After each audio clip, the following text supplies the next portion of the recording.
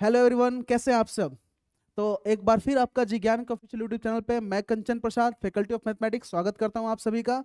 तो जैसा कि बच्चों, हमने लास्ट क्लास में, ठीक है, पोलिनोमियल फंक्शंस के बारे में बात कर लिया था।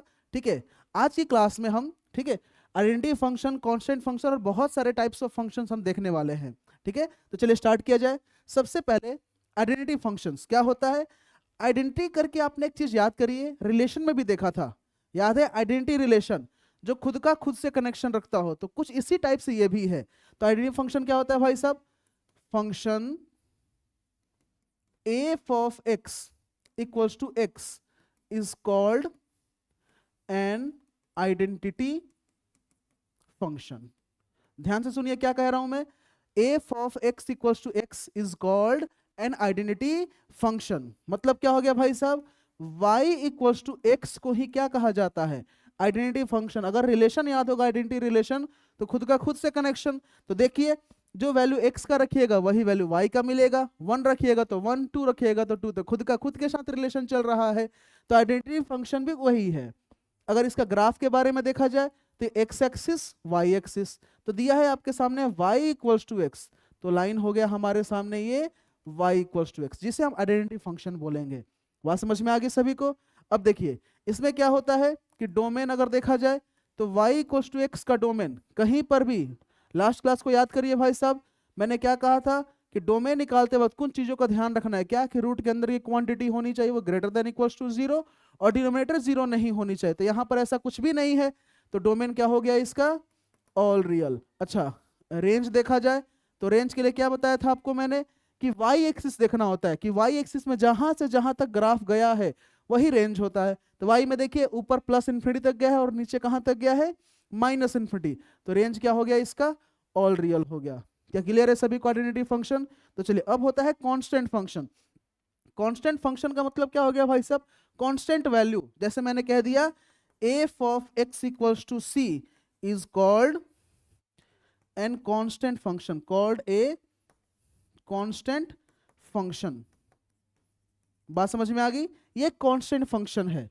जैसे एग्जांपल के तौर पे y इक्वल्स टू 2 क्या हो गया, ये कांस्टेंट फंक्शन है। अगर इसकी ग्राफ की बात की जाए तो बड़ी सिंपल, ये x एक्सिस, ये y एक्सिस, इसमें क्या आपने एक लाइन डाल दिया y इक्वल्स टू सी। बात समझ में आ गई क्या। अच्छा, डोमेन क्या लिख सकते हैं कांस्टेंट फंक्शन का, बोलिए जरा भाई। x कुछ भी डालिए इसमें, कभी ये बुरा नहीं मानेगा। तो डोमेन क्या हो गया, x बिलोंग्स टू r। अच्छा, रेंज की बात करी जाए तो रेंज क्या हो सकता है, सिंगलटन सेट। क्या कहा जाएगा, singleton set. Only value C ही मिलेगा आपको रेंज में। क्या मिलेगा, ओनली वैल्यू सी। कुछ भी डालिएगा, 1 डालिएगा एक्स का वैल्यू तब भी सी, 2 डालिएगा तब भी सी, 3 डालिएगा तब भी सी। मतलब जैसे मैंने कहा कि y इक्वल्स टू 5, तो इसमें देखिए y का वैल्यू, भाई हर बार x का वैल्यू कुछ भी रखिए, एफ ऑफ x का वैल्यू 5 बोल दीजिए आप। ठीक है, एक्स का वैल्यू कुछ भी रखिए, 0 रखिए, 1 रखिए, 2 रखिए, 100 रखिए, 1000 रखिए, व्हाटएवर कुछ भी रखिएगा, हर बार एफ ऑफ एक्स का वैल्यू क्या मिलेगा, 5। तो रेंज क्या होगा, 5, सिंगलटन सेट। क्या क्लियर है आप सबको। चलिए आगे बढ़ा जाए। अब है हमारे पास रैशनल फंक्शन। अच्छा, रैशनल फंक्शन देखिए, रैशनल नंबर क्या होता है, पी बाई क्यू के फॉर्म में होता है, याद है सभी को। तो रैशनल फंक्शन भी कुछ इस तरीके से होता है। क्या होता है, A function of the form fx equals to px by qx। ध्यान से सुनिए क्या कह रहा हूं मैं, a function of the form fx equals to px by qx where p of x and q of x are polynomial functions। A function of the form fx equals to px by qx where px and qx are polynomial functions and qx भाई zero नहीं होना चाहिए, called rational function. जैसे सबसे सस्ता example, सबसे सस्ता क्या हो सकता है भाई साहब, f x equals to 1 by x square, x plus 1 by x square plus 2, x cube plus 3, x plus 5 upon x plus 1। ये जितने भी एग्जांपल्स दे रहा हूं मैं, ध्यान से देखिए क्या कह रहा हूं मैं, कि पी एक्स और क्यू एक्स दोनों ही क्या होने चाहिए, px और qx दोनों ही क्या होने चाहिए, पोलिनोमियल फंक्शंस होने चाहिए। क्या होने चाहिए, पोलिनोमियल फंक्शंस। तो देखिए पोलिनोमियल पोलिनोमियल पोलिनोमियल दिख रहा है, तो जितने भी होते हैं पोलिनोमियल होने चाहिए, तो इनको क्या कहा जाएगा भाई साहब, px बाई qx के फॉर्म को रैशनल फंक्शन कहा जाएगा। बात समझ में आ रही क्या सभी को, हाँ या ना, क्लियर है, कंप्लीट क्लियर है भाई साहब। चलिए भाई आगे बढ़ा जाए। अब जैसे देखिए मान लीजिए आपके सामने मैंने एग्जांपल लिया था, पहला एग्जांपल ये लिया था, अब इसका डोमेन क्या रखा जाएगा, बताइए खुद से, डिनोमिनेटर जीरो नहीं होना चाहिए, तो r माइनस जीरो, इसका क्या कहा जाएगा, r माइनस जीरो। इसका देखिए ऑल रियल होगा, क्यों, क्योंकि ऊपर न्यूमरेटर जीरो हो तब भी दिक्कत नहीं है, और डिनोमिनेटर में लिखा हुआ एक्स स्क्वायर प्लस टू, ये कभी जीरो हो ही नहीं सकता, क्योंकि x square positive quantity, zero या उससे बड़ा, उसके साथ टू एडिशन हो रहा है, तो हर जगह डिफाइन है। अब इसमें क्या है भाई साहब, देख लीजिए -1 नहीं रखा जा सकता, तो ऑल रियल एक्सेप्ट -1। तो क्या डोमेन भी समझ में आया आपको, कैसे लिखा जाएगा, हाँ या ना। चलिए अब क्या, graph of basic irrational function, कुछ इरेशनल फंक्शंस के हमें ग्राफ ध्यान रखने चाहिए, जिसमें पहला होता है y equals to f x equals to 1/x। अच्छा आपने 11th क्लास में, ठीक है, हाइपरबोला जब पढ़ा होगा तो रेक्टेंगुलर हाइपरबोला नाम का एक चीज पढ़ा होगा, वहीं पर बेटा आपको मिला होगा xy इक्वल्स टू c, याद आ रहा है आपको, हाँ या ना। तो y इक्वल्स टू 1/x, इसका ग्राफ कुछ इस तरीके से होता है बेटा, क्या होता है ग्राफ, देख लीजिए, इस तरीके से चलता है, इस तरीके से चलता है। अगर इसकी बात की जाए तो डोमेन क्या लिखेंगे आप, बोलिए, देखिए 1/x लिखा हुआ है, डिनोमिनेटर जीरो नहीं होना चाहिए, तो ऑल रियल एक्सेप्ट जीरो। अब आपसे अगर मैं पूछूं आपसे कि रेंज क्या होगा, तो रेंज बताइए क्या लिखिएगा, y वैल्यू देखिए, y एक्सिस में कर्व कहां से कहां है, देखिए जीरो पे कर्व नहीं है, जीरो से ऊपर है, जीरो से नीचे है, तो रेंज भी क्या लिखिएगा, -∞ से जीरो यूनियन जीरो से इंफिनिटी, या और इसको लिखा जा सकता है ऑल रियल एक्सेप्ट जीरो। बात समझ में आ गई क्या, हाँ या ना। चलिए अच्छा, जैसा 1/x का, पहले बता दूं, similar curve for 1/x³, 1/x की पावर 5, 1/x की पावर 7, जैसा 1/x का वैसा ही 1/x³ का, वैसा ही 1/x की पावर 5 का, वैसा ही 1/x की पावर 7 का, सबका कर्व सेम होगा। बात समझ में आ रही क्या आप सबको, हाँ या ना। चलिए अब दूसरा क्या है, इसमें एक और कर्व की बात कर लेते हैं, दूसरा बात कर लेते हैं, ठीक है, y इक्वल्स टू 1/x²। इस बार हमने ऑड डिग्री पावर की बात की हमने, ऑड डिग्री दिख रहा है, पावर सबका ऑड है, x³ x की पावर 5, x की पावर 7। अब इवन में कर्व कैसे बनता है, इवन फंक्शन भाई, इवन जब डिग्री रहेगा, x² x की पावर 4, x की पावर 6, तो इसका कर्व कुछ इस तरीके से बनता है, देखिए ध्यान से, कुछ इस तरीके से बनता है। अच्छा इसमें देखिए डोमेन क्या होगा, डिनोमिनेटर जीरो नहीं होना चाहिए, तो ऑल रियल एक्सेप्ट जीरो। अच्छा रेंज क्या कहिएगा, रेंज बताइए, y वैल्यू देखिए, रेंज में y वैल्यू देखिए बेटा, क्या दिख रहा है आपको, जीरो से ऊपर कर्व दिख रहा है, जीरो पे कहीं टच करता हुआ नहीं दिख रहा है, तो क्या मिलेगा, जीरो से इन्फिनिटी, ओपन जीरो से इन्फिनिटी। जैसा 1/x² वैसा ही 1/x की पावर 4, 1/x की पावर 6, सबका कर्व कैसा होगा, सिमिलर टू 1/x², सबका कर्व कैसा होगा, सिमिलर टू 1/x²। बात समझ में आ गया क्या। चलिए अब बात कर लेते हैं इरेशनल फंक्शंस के बारे में। इरेशनल फंक्शन क्या, जब पोलिनोमियल फंक्शन पे, ध्यान से सुनिए, जब पोलिनोमियल फंक्शन के पावर जो होता है नेचुरल ना रह जाए, पावर क्या हो जाए, नेचुरल ना रह जाए, तब वो इरेशनल फंक्शन हो जाते हैं। जैसे एग्जांपल पे x की पावर 1/2, x की power 1/3, x² plus 3x plus 2 की पावर 5/7, समझ में आ रही बात। ये सारे के सारे फंक्शंस क्या हैं, इरेशनल फंक्शंस हैं। बात समझ में आ गई। ये सभी के सभी फंक्शंस जब क्या हो जाए, पोलिनोमियल फंक्शंस की जो पावर हो जाए, ओवरऑल पावर हो जाए फंक्शन की, वो नेचुरल ना रह जाए, बात समझ में आ गया, तो फंक्शंस क्या बन जाते हैं, ये इरेशनल फंक्शंस बन जाते हैं। बात समझ में आ रही है आपको। इरेशनल फंक्शन कुछ इस तरीके हो, जैसे आपको मैं एग्जांपल दूं कि भाई x की पावर 1/3 f ऑफ x, या f of x equals to x² minus 3 की पावर 1/100, या लिख लीजिए 99/100, ये भी क्या हो गया, एक इरेशनल फंक्शन ही हो गया। बात समझ में आ रही है, हाँ या ना?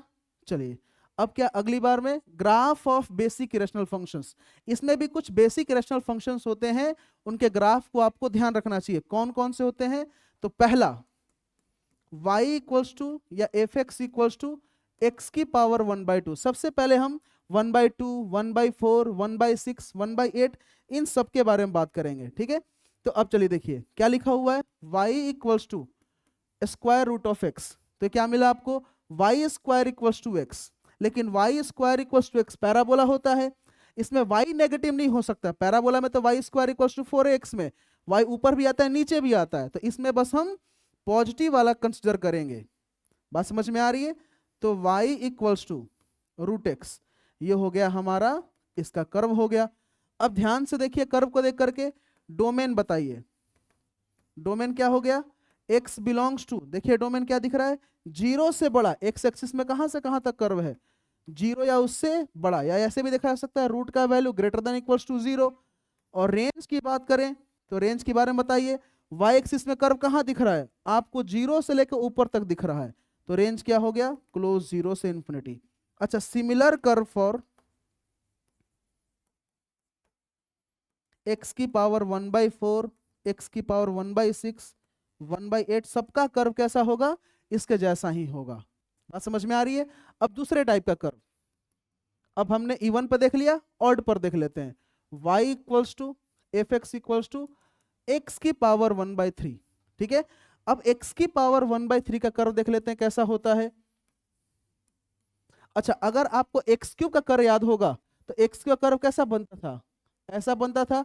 तो इसका कर्व इसके जस्ट उल्टा बनता है, y इक्वल्स टू एक्स का मिरर इमेज टाइप से बनता है। तो इसका कर्व कुछ इस तरीके से चलता है। बात समझ में आ रही क्या? ये इतना शार्प नहीं होता, थोड़ा सा ऊपर की तरफ भागता है, ठीक है? थोड़ा सा ये ऊपर की तरफ भागता है, ऐसे जाता है ये, ठीक है? तो अब इसको देखिए भाई, इसका डोमेन बताइए क्या दिख रहा है, एक्स एक्सिस में माइनस इन्फिनिटी तक गया है, वाई एक्सिस में इन्फिनिटी तक गया है, तो ऑल रियल। और रेंज बताइएगा तो वाई एक्सिस में प्लस इन्फिनिटी, नीचे माइनस इन्फिनिटी, तो रेंज भी क्या होगा इसका, ऑल रियल होगा। अच्छा, सिमिलर कर्व फॉर एक्स की पावर 1/5, एक्स की पावर 1/7, 1/9, सबका कर्व इसके जैसा ही होगा। बात समझ में आ रही क्या सभी को, हाँ या ना? अच्छा, अब देखिए ध्यान से एक चीज कहने जा रहा हूं मैं, कि जो भी आपने पोलिनोमियल फंक्शंस देखा, ठीक है, आइडेंटिटी फंक्शन देखा, कांस्टेंट फंक्शन देखा, रैशनल फंक्शन देखा, इरेशनल फंक्शन देखा, इनको हम जनरली नाम देते हैं अलजेब्राइक फंक्शंस या अलजेब्रिक फंक्शंस बोलते हैं। क्या नाम देते हैं इन्हें, अलजेब्रिक फंक्शंस बोला जाता है। इसके अलावे जो बच गए कौन कौन से, एक्सपोनेंशियल, लोगरिथमिक, ठीक है, ट्रिग्नोमेट्रिक फंक्शंस, इन सभी फंक्शंस को एटसेट्रा, इनको बोला जाता है ट्रांसेंडेंटल फंक्शंस। क्या नाम दिया जाता है, ट्रांसेंडेंटल फंक्शंस। तो अब तक से आपने अलजेब्रिक फंक्शंस के बारे में बात किया, अब बात करेंगे हम ट्रांसेंडेंटल फंक्शंस के बारे में। तो कौन है सबसे पहला, एक्सपोनेंशियल फंक्शन। कौन सबसे पहला फंक्शन है, एक्सपोनेंशियल फंक्शन। तो एक्सपोनेंशियल फंक्शन में क्या होता है, देखिए ए फंक्शन किस टाइप से दिखता है, A function F x equals to A की पावर एक्स।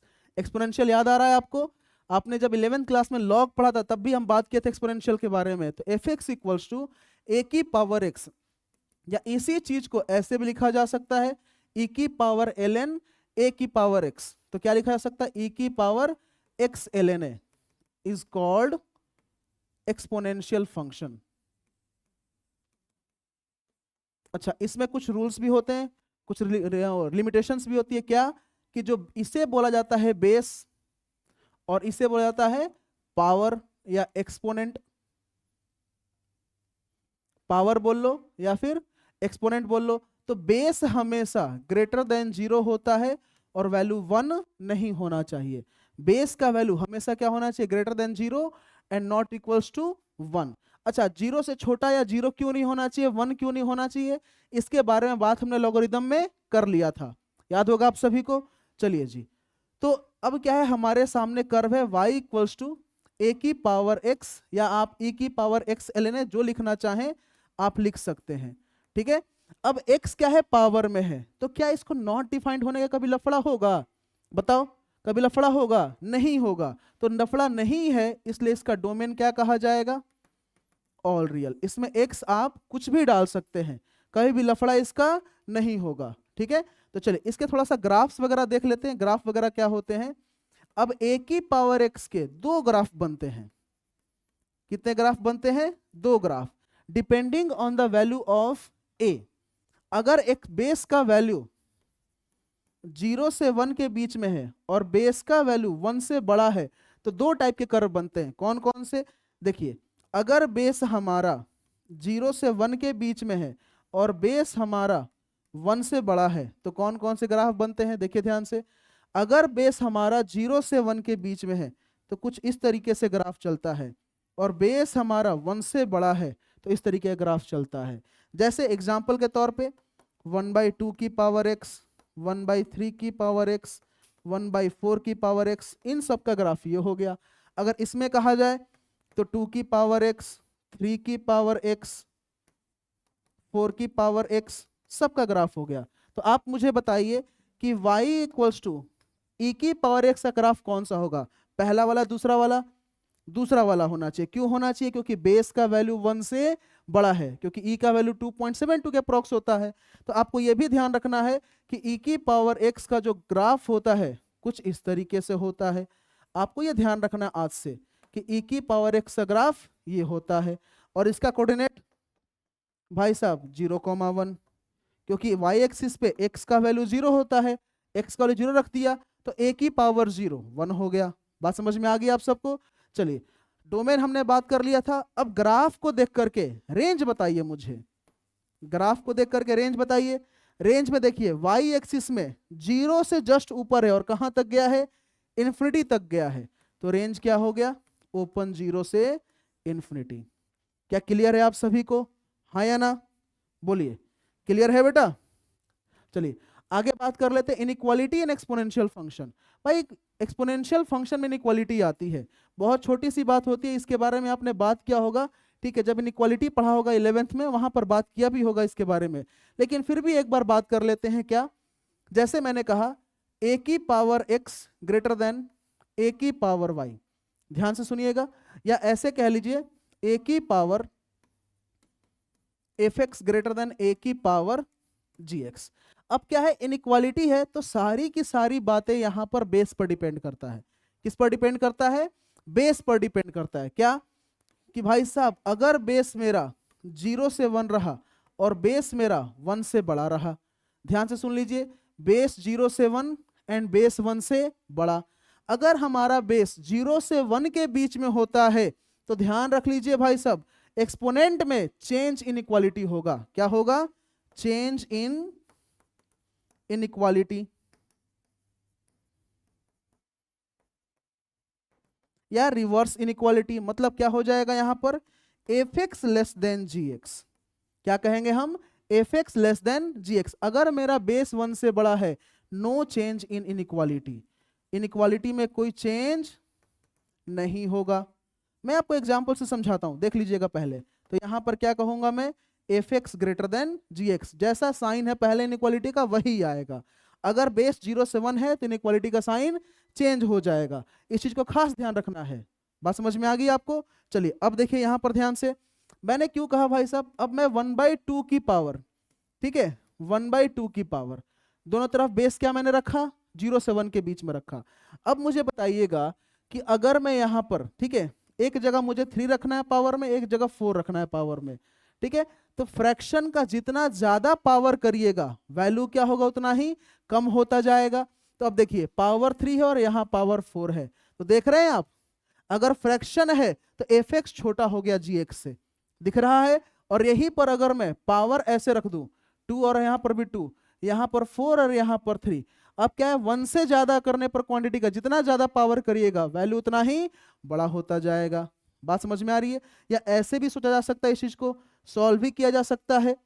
बात समझ में आ रही है? दोनों तरफ लॉग लेकर के सॉल्व भी किया जा सकता है इस चीज को, ठीक है। तो चलिए इस चीज को खास ध्यान रखिएगा कि जब बेस 0 से 1 के बीच में हो तो नो चेंज इन इनइक्वालिटी, और बेस जब 1 से बड़ा हो, ठीक है, जब बेस 0 से 1 में होगा तो चेंज इन इनइक्वालिटी, और बेस 1 से बड़ा हो तो no change in inequality. Clear है क्या? चलिए अब बात कर लेते हैं लॉगरिदमिक फंक्शन। अब किसके बारे में बात कर लेते हैं? Logarithmic function. ठीक है, चलिए लॉगरिदमिक फंक्शन के बारे में बात कर लेते हैं। लॉग के बारे में बहुत पहले से बात करते आए हम। तो F x equals to log x base A, यही होता है हमारा logarithmic function, is called log function. अच्छा, इसमें क्या होता है भाई साहब? इस चीज को नाम दिया जाता है आर्गुमेंट, और इस चीज को क्या नाम दिया जाता है? बेस। ठीक है, हमेशा ही आर्गुमेंट का वैल्यू ग्रेटर देन 0 होता है, बेस का value greater than 0 not equals to 1।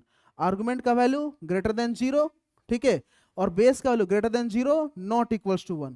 Clear है क्या? अच्छा, तो इसका डोमेन हम क्या कह सकते हैं? जो इनपुट वैल्यू होगा, डोमेन इनपुट वैल्यू x, तो क्या कहेंगे हम? x शुड बी ओपन 0 से इन्फिनिटी। अब यहां पर भी इसमें भी दो टाइप के कर्व्स होते हैं। इसमें भी कितने टाइप्स के कर्व होते हैं? दो टाइप्स के होते हैं। तो ग्राफ देख लेते हैं। y equals to log x base a, दो बातें होती हैं भाई साहब, depending on the value of a पर डिपेंडिंग से इसके दो ग्राफ मिलते हैं। कौन कौन से? चलिए बात कर लेते हैं। ये x axis, y axis, x axis, y axis. अच्छा, ध्यान से देखिए। अब अगर हमारा बेस वैल्यू 0 से 1 के बीच में है तो इसका कर्व कुछ इस तरीके से जाता है, और बेस वैल्यू 1 से बड़ा होता है तो इसका कर्व कुछ इस तरीके से जाता है। ये इन्फिनिटी पर नेगेटिव एक्सिस टच करता हुआ दिखता है। ठीक है, अच्छा, इस पॉइंट का कोऑर्डिनेट 1,0, इसमें भी 1,0। अब रेंज की बात कर ले तो देखो ग्राफ को, पूरे y एक्सिस में प्लस इन्फिनिटी से लेकर माइनस इन्फिनिटी तक है, तो लॉगरिदमिक फंक्शन log x का जो रेंज होता है वो क्या होता है? ऑल रियल होता है। क्या होता है वो? All real. अच्छा, अगर देखा जाए, आपसे पूछूं मैं, y equals to log x base E या ln x का कौन सा कर्व होगा? बताइए तो जरा। इसका बेस वैल्यू 1 से बड़ा है तो y equals to ln x का यही कर्व होना चाहिए। तो जैसे आपने को मैंने कहा कि e की पावर x का कर्व ध्यान रखना है, उसी तरीके से y equals to ln x का भी कर्व ध्यान रखना है आपको। बात समझ में आ रही है आप सबको? चलिए अब थोड़ा सा बात कर लेते हैं inequality in logarithmic function. Log में भी इनइक्वालिटी होता है जैसे एक्सपोनेंशियल में होता है। बात समझ में आ रही है आपको? जैसे देखिए, पहला क्या है इसमें भाई साहब कि log F X base A greater than log G X base A. तो यहां पर भी दो सिनेरियो। कौन सा? वही कि बेस हमारा 0 से 1 के बीच में है या बेस हमारा 1 से बड़ा है। बात समझ में आ रही है आपको? तो चलिए, सिनेरियो क्या ले लिया हमने? ए पर केस बनाया कि बेस हमारा 0 से 1, बेस हमारा 1 से बड़ा। बात समझ में आ गई? अब क्या है, बेस हमारा 0 से 1 के बीच में होगा तो वही सेम चीज जो अभी मैंने समझाया कि बेस 0 से 1 तो चेंज इन इनइक्वालिटी, और बेस 1 से बड़ा तो नो चेंज इन इनइक्वालिटी। तो यहां पर भी वही बेटा, क्या कि अगर बेस 0 से 1 है तो लॉग लॉग हटा करके चेंज इन इनइक्वालिटी, इनइक्वालिटी में हमने क्या कर दिया? साइन रिवर्स कर दिया, इनइक्वालिटी रिवर्स कर दिया। और बेस हमारा 1 से बड़ा है तो नो चेंज इन इनइक्वालिटी, हम कोई रिवर्स नहीं करेंगे, एज इट इज रहने देंगे। बात समझ में आ गई आप सबको? अच्छा, दूसरा इसमें आता है इस तरीके से कि log F X base A greater then P, log F X base A greater then P, P can be any constant number. बात समझ में आ रही है? अब देखिए, तो यहां पर भी वही सेम सिनेरियो, क्या कि बेस हमारा 0 से 1 और बेस हमारा 1 से बड़ा। अच्छा, यहां इक्वल होता log x base a equals to p, तो एक्स क्या लिखते हैं आप? ए की पावर पी। बात समझ में आ रही है? तो अभी भी ए की पावर पी ही होगा, बस इनइक्वालिटी आ जाएगा इक्वल के जगह। तो क्या लिखेंगे आप? बेस 0 से 1 के बीच में तो चेंज इन इनइक्वालिटी, तो F x less than a की पावर पी। बात समझ में आ गई? और बेस अगर हमारा 1 से बड़ा है तो F x greater than a की power b, no change in inequality. बात समझ में आ गई क्या? तो यहां से दो चीज समझिए भाई साहब, अगर हमारा बेस 0 से 1 के बीच में तो चेंज कर देना, इनइक्वालिटी रिवर्स कर देना है, ग्रेटर है तो लेस, लेस है तो ग्रेटर। बात समझ में आ गई? अगर बेस हमारा 1 से बड़ा है तो no change in inequality, as it is रहने देना है। बात समझ में आ गई? चलिए, तो अब क्या है, कुछ क्वेश्चन है आपके सामने, जिसमें पहला क्वेश्चन ये है कि find the domain of following functions. इसमें पहला पार्ट है बेटा कि f x equals to 16 minus x square का अंडर रूट। तो जैसा मैंने आपको सिखाया है, क्या सिखाया भाई साहब, कि रूट के अंदर की क्वांटिटी हमेशा ही ग्रेटर देन इक्वल्स टू 0 होनी चाहिए। और दूसरा क्या कहा है कि 1 बाई एफ एक्स है, तो एफ एक्स में कभी भी 0 नहीं हो सकता, डिनोमिनेटर कहीं भी 0 नहीं होना चाहिए। दो चीज आपको सिखाया है हमेशा मैंने। तो चलिए बात करते हैं कि रूट के अंदर की क्वांटिटी क्या होनी चाहिए, ग्रेटर देन इक्वल्स टू 0। तो क्या लिखेंगे, 16 minus x square should be greater than equals to 0। तो x square minus 16 less than equals to 0, उस तरफ लेके चले गए, फैक्टराइजेशन कर लिया इनका, x minus 4 x plus 4 less than equals to 0। और यहां पर क्या लिखा, वेविकर मेथड, इधर पॉजिटिव नेगेटिव पॉजिटिव, पॉजिटिव के लिए ऊपर नेगेटिव के लिए नीचे, पॉजिटिव के लिए ऊपर। हमें क्या चाहिए, लेस देन इक्वल्स टू 0, तो ये पोर्शन चाहिए। तो x बिलोंग्स टू -4 से 4, तो डोमेन ऑफ फंक्शन क्या मिला हमें, -4 से 4। क्या क्लियर है आप सबको? चलिए अब दूसरे क्वेश्चन पे आया जाए। दूसरे पार्ट में कह रहा है कि एफ एक्स का वैल्यू दे रखा है root x minus 2 upon root x plus 2 और 1 minus x upon 1 plus x. अब ऐसे क्वेश्चन में गलतियां क्या करते हैं बहुत सारे बच्चे कि इसको root x minus 2 upon root x plus 2 लिख देते हैं और इसको root 1 minus x upon 1 plus x. तो इस चीज को खास ध्यान रखें आप कि फंक्शन का डोमेन निकालते वक्त फंक्शन को सॉल्व नहीं किया जाता, कंप्लीटली उसे मॉडिफिकेशन नहीं किया जाता। बात समझ में आ रही है कि उसको शॉर्ट फॉर्म में लेके आ जाइए, ऐसा नहीं किया जाता है। फंक्शन निकालते वक्त जो दे रखा है बस उसी में से देखा जाता है कि इसमें कहां कहां इसका डोमेन निकाला जा सकता है, दैट्स ऑल। उसे सिंप्लीफाई करने की रिक्वायरमेंट नहीं होती है। तब देखिए अंदर ये रूट की क्वांटिटी है, तो अभी क्या सिखाया कि रूट के अंदर की quantity greater than equals to 0 और साथ में ये भी ग्रेटर देन इक्वल्स टू 0। तो सबसे पहले वाले रूट पे बात कर लिया जाए, ग्रेटर देन इक्वल्स टू 0। तो अब सबको वेविकर मेथड आता है, नंबर लाइन पर लिख दिया, इसका भाई रूट क्या हो, इसका 0 -2, इसका 0 2, तो -2 2। और क्या सिखाया आप सबको कि कभी भी डिनोमिनेटर 0 नहीं होना चाहिए, तो -2 वाले पर ओपन सर्कल लगा देंगे। यहां क्या लिख दिया हमने, पॉजिटिव नेगेटिव पॉजिटिव, पॉजिटिव के लिए ऊपर नेगेटिव के लिए नीचे, पॉजिटिव के लिए ऊपर। हमें क्या चाहिए, पॉजिटिव चाहिए। तो हमारा पहले वाले में से क्या आ गया, x belongs to minus infinity से -2 ओपन क्लोज 2 से इन्फिनिटी, ये फर्स्ट पार्ट का आंसर हो गया। अब सेकेंड पार्ट को सॉल्व किया जाए। सेकेंड पार्ट क्या लिखा हुआ है, 1 minus x upon 1 plus x greater than 0। तो वेविकर मेथड जब सिखाया गया तो क्या बताया गया था कि x का कोफिशिएंट हमेशा पॉजिटिव बनाए, तो माइनस से मल्टीप्लाई करेंगे तो इनइक्वालिटी क्या हो जाएगी, रिवर्स हो जाएगी। तो क्या बन गया ये, x minus 1 upon x plus 1 less than equals to 0। ये -1 ये 1 यहां पर ओपन होना चाहिए, ठीक है। चलिए प्लस पॉजिटिव नेगेटिव पॉजिटिव, ठीक है। हमें चाहिए नेगेटिव पोर्शन, तो नेगेटिव वाला ये हो गया। तो x बिलोंग्स टू ओपन -1 से क्लोज 1, ये हो गया हमारा सेकेंड पोर्शन। अब कह रहा है कि हमें तो x का वो वैल्यू चाहिए जो दोनों ही रूट्स को at the same time satisfy करे। तो इसका मतलब क्या करे, दोनों इनइक्वालिटी के क्या ले ले, हम इंटरसेक्शन ले ले। तो इंटरसेक्शन लेने का सबसे आसान तरीका होता है कि जितने भी नंबर्स आए हैं आपके इनइक्वालिटी में सबको नंबर लाइन पर लिख दीजिए। सबको कहां लिख दीजिए, नंबर लाइन पर। तो क्या क्या मिला, -2 2 -1 1, तो -2 -1 1 2। अब चलिए देखिए इसमें पहला जो फंक्शन है, पहला फंक्शन कह रहा है उसका इनइक्वालिटी पहले पार्ट का कि माइनस इन्फिनिटी से लेकर के ओपन -2 जाएंगे और क्लोज 2 से कहां जाना है, इन्फिनिटी जाएंगे। पहले को मार्क कर दिया। फिर कह रहा है दूसरे वाले में कि दूसरे वाले में भाई साहब मैं जाऊंगा ओपन -1 से क्लोज 1। क्या दोनों का जो लाइन है कहीं मैच किया, कहीं मैच किया क्या, एक दूसरे के ऊपर आया, नहीं आया। तो इसका इंटरसेक्शन क्या हो जाएगा, 5। तो डोमेन क्या हो जाएगा इस क्वेश्चन का, 5 हो जाएगा। समझ में आया क्या आप सभी को, हाँ या ना। चलिए जी नेक्स्ट क्वेश्चन पे। अब क्वेश्चन है आपके सामने कि log x माइनस 3/2 इसका डोमेन निकालना है। क्या निकालना है, इसका डोमेन निकालना है। तो अभी सिखाया थोड़ी देर पहले मैंने, क्या सिखाया कि आर्गुमेंट हमेशा कैसा होना चाहिए, 0 से बड़ा होना चाहिए। बेस 0 से बड़ा और 1 नहीं होना चाहिए। तो इस केस में क्या दिख रहा है आपको, बेस तो 2 है, 0 से बड़ा है और 1 भी नहीं है, तो आर्गुमेंट बड़ा होना चाहिए। तो जो इसका इनपुट वैल्यू है वो 0 से बड़ा होना चाहिए बस।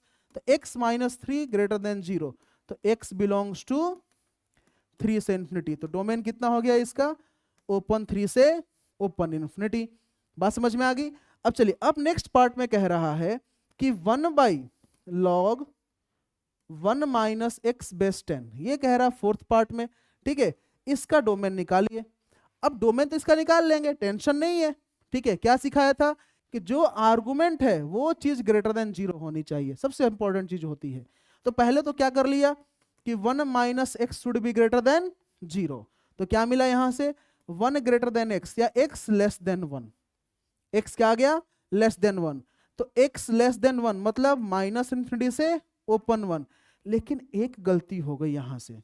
क्या गलती हुई, हमने ये तो सोचा ही नहीं कि 1/log 1 माइनस एक्स बेस 10, ये 0 भी तो हो सकता है डिनोमिनेटर। ये 0 कब होगा, अगर ये 0 हो गया तो नॉट डिफाइंड होगा, तो वो जहां 0 होगा x का वैल्यू वो निकाल देंगे। log x का वैल्यू क्या रखने पर ये क्वांटिटी 0 हो जाएगा। तो हमें पता होता है ये चीज कि log, ध्यान से सुनिए, log 1 0 होता है। तो 1 माइनस एक्स का वैल्यू कभी भी 1 नहीं होना चाहिए। इसका मतलब x का वैल्यू कभी भी 0 नहीं होना चाहिए। तो फाइनल डोमेन क्या निकलेगा इसका कि x belongs to minus infinity से 1 एक्सेप्ट 0। और कैसे लिखा जा सकता है इस चीज को, x belongs to minus infinity से 0 यूनियन 0 से 1। इसको ऐसे भी लिखा जा सकता है। क्या समझ में आई आप सबको बातें, हाँ या ना। चलिए अब क्या फिफ्थ क्वेश्चन में लिखा है कि एफ ऑफ एक्स है log base 2 log 3 log x base 4। अब क्या है, log जब आपने सॉल्व किया था 11th क्लास में, आपको पता है ये चीज कि इस log के लिए पूरा का पूरा ये पूरा पोर्शन कैसे बिहेव करेगा, आर्गुमेंट की तरह। तो अभी सिखाया कि डोमेन में क्या कहते हैं भाई साहब, इस log के लिए पूरा आर्गुमेंट है तो argument should be greater than 0। बात समझ में आ गई। तो क्या कहेंगे हम कि log base 3 log x base 4 should be greater than 0। अब देखिए, इस 3 को इस तरफ भेजेंगे तो इनइक्वालिटी में चेंज होना चाहिए नहीं होना चाहिए, खुद से पूछो। अब बेस वैल्यू 1 से बड़ा है तो इनइक्वालिटी में चेंज नहीं रखेंगे। तो log x base 4 greater than 3 की पावर 0 या log x base 4 greater than 3 की पावर 0 बोले तो 1। और फिर से इस 4 को भी उधर भेजेंगे तो क्या कहेंगे हम कि x ग्रेटर देन 4 की पावर 1। इनइक्वालिटी में चेंज नहीं होगा क्योंकि बेस 4 है हमारे पास, 1 से बड़ा है। तो यहां से क्या मिल गया, x ग्रेटर देन 4। इसका मतलब हो गया कि भाई साहब ये 4 ये पॉजिटिव या नेगेटिव, हमें पॉजिटिव चाहिए। तो x बिलोंग्स टू ओपन 4 से इंफिनिटी। क्या क्लियर है सभी को, हाँ या ना। चलिए अब सिक्स्थ क्वेश्चन पे आइए। सिक्स्थ क्वेश्चन में थोड़ा सा और लॉग दे दिया हमने। क्या कहा कि इस फंक्शन का आप डोमेन निकाल के बताइए, डोमेन बताइए। तो अभी सिखाया सबसे बाहर वाले लॉग के लिए ये पूरा का पूरा कैसे बिहेव करेगा, आर्गुमेंट की तरह। कैसे बिहेव करेगा, आर्गुमेंट। अगर ये आर्गुमेंट है तो आर्गुमेंट कैसा होना चाहिए, ग्रेटर देन 0 होना चाहिए। तो बस log base 5 log base 3 log base 2 2x cube plus 5x square minus 14x का वैल्यू क्या होना चाहिए, greater than 0। Argument should be greater than 0। अब इस 5 को इस तरफ भेजेंगे तो इनइक्वालिटी में चेंज होना चाहिए नहीं होना चाहिए क्योंकि बेस वैल्यू 1 से बड़ा है। तो क्या मिलेगा, log base 3 log base 2 2x cube plus 5x square minus 14x greater than 1, क्योंकि 5 की पावर 0 1 हो गया। अब फिर इस 3 को भेज देंगे तो 3 की पावर 1 बन जाएगा ये, माइनस 14x ग्रेटर देन 3।